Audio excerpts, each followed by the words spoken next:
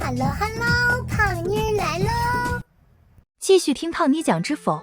剧中的盛明兰是一个识大体、有格局、拎得清的女人，但是即便是这样的女人，也免不了被人误解。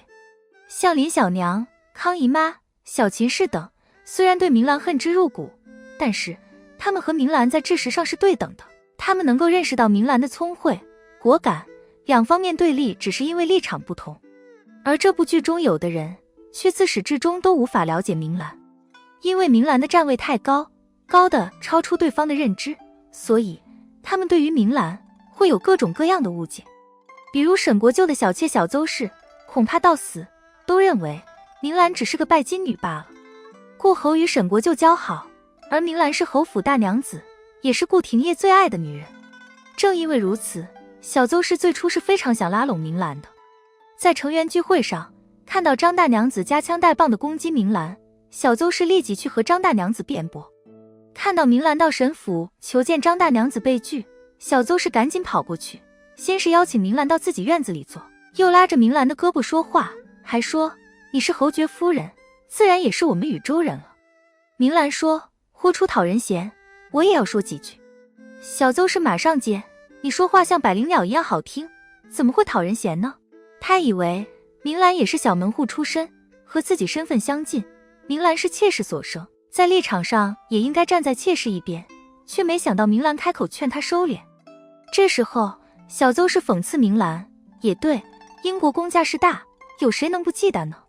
可见在小邹氏的心中，明兰选择站队张大娘子，而不是自己，仅仅因为张大娘子出身高贵，明兰想巴结张大娘子。而实际上明兰站队张大娘子，原因是多方面的。一是为侯爷的盟友沈国舅想，不让沈国舅得罪张家，也是帮助自己的夫君。二是张大娘子虽然最初对明兰不友好，但明兰也看出她是一个性格直爽、简单率真，肚子里没有那么多弯弯绕绕的人。这样的人，明兰愿意和他做朋友。而第三个原因，则是从个人情感上来说，明兰很厌恶小邹氏，可以说在整个剧中，小邹氏是明兰最厌恶的人之一。小邹氏在整个剧中出场不多，但每一次出场的所作所为都踩在明兰的痛点上。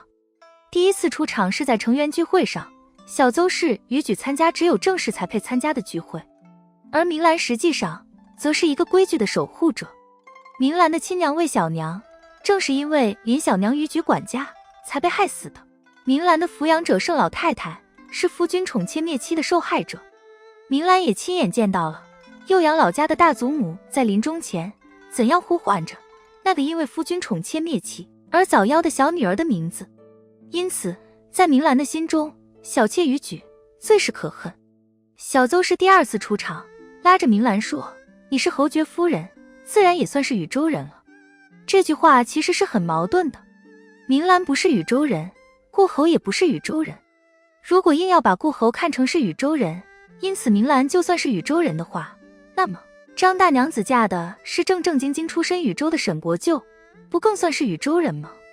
可见小邹氏表面说的是禹州的事，实际上说的是出身的事。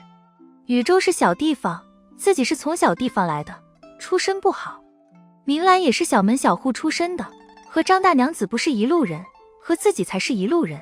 因此明兰应该和自己站在一起，共同对抗张大娘子。明兰能听出小邹氏话里的意思，也十分反感他的说法。对于出身不好这个事情，明兰不能说是毫不介意的。她和小公爷没能在一起，很大一部分原因也是因为出身。况且小邹氏举止粗鲁，性格蛮横，在小邹氏的眼中，难道自己就和他一样吗？小邹氏第三次出场，张大娘子难产，小邹氏把郎中拦在自己院子里，不让他过去给张大娘子接生。这样的场景让明兰想到小娘当年的死，并彻底激怒了明兰。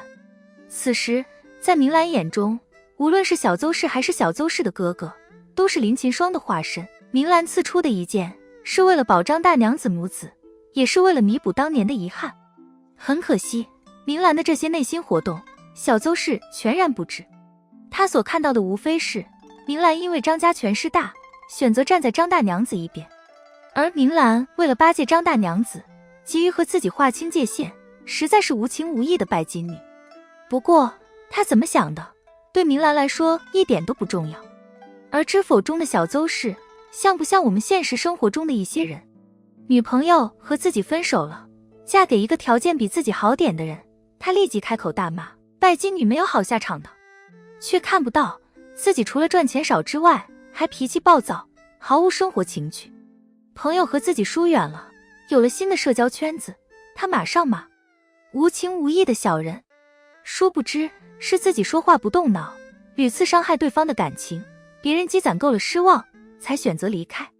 有人拒绝了富二代的追求，他们立即说这女的真有心机，欲擒故纵啊，却从不相信并不是每个人都像他们一样，在人生的排序中把金钱放置于首位，尊严和自由一点都不重要。看到大街上走着的一对情侣，女的漂亮，男的长相一般，就立即说这男的准有钱。他们哪里会知道别人是怎样在风雨中相互搀扶，建立起深厚的感情。这个世界是立体的，不是扁平的，很多事情我们看不到看不懂的，那么就别过早下定论，闭好嘴，等等看，生活会给我们答案，也会给人的知识以成长的空间。愿我们都不要成为小邹氏，被封锁在自己的认知圈子里，懵懂混沌地过完一生。好了，本期的影片就到这里，喜欢胖妮辛苦给影片点点赞，订阅胖妮，下期更精彩。